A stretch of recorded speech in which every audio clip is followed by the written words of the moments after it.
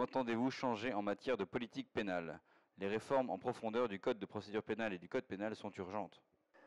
Avant de changer, je vais faire appliquer le code pénal en France, c'est-à-dire donner les ordres nécessaires aux forces de sécurité intérieure, et puis, puisque je serai le représentant de la nation, aussi faire agir la justice dans le sens voulu par la nation.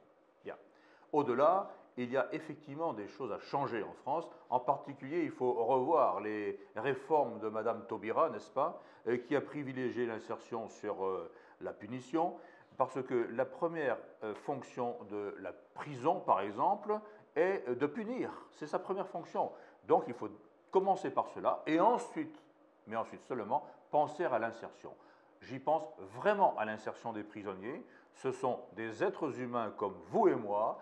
S'ils ont fauté, ils peuvent, dans la plupart des cas, revenir sur le droit chemin et il faut le faire. Mais la première chose à faire avec la justice, c'est de protéger les citoyens honnêtes.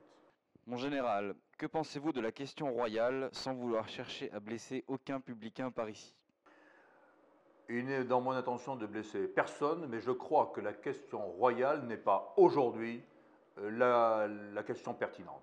La situation de la France est telle que ce n'est pas un changement de régime, quel qu'il soit, qui provoquera, si vous voulez, le renouveau nécessaire, qui nous permettra de reconstruire, de réenvisager un avenir pour la France.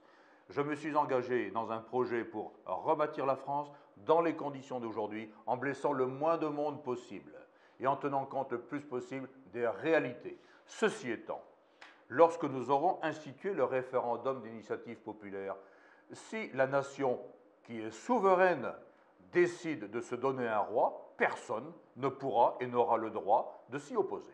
Bonjour mon général, quelle est votre position par rapport au port d'armes hors service des policiers et des militaires? De même pour le port d'armes citoyen. Ce sont deux questions différentes. Je suis favorable au port d'armes hors service pour les policiers et militaires, notamment pour les policiers qui, hors service, constituent des cibles trop faciles pour les malfrats.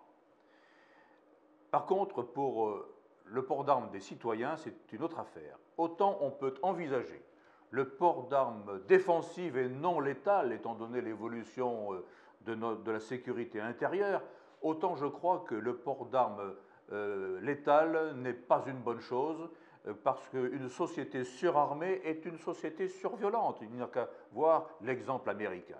Je crois d'abord que l'État doit faire son travail, sa mission, qui est de rétablir la sécurité intérieure par les moyens adéquats.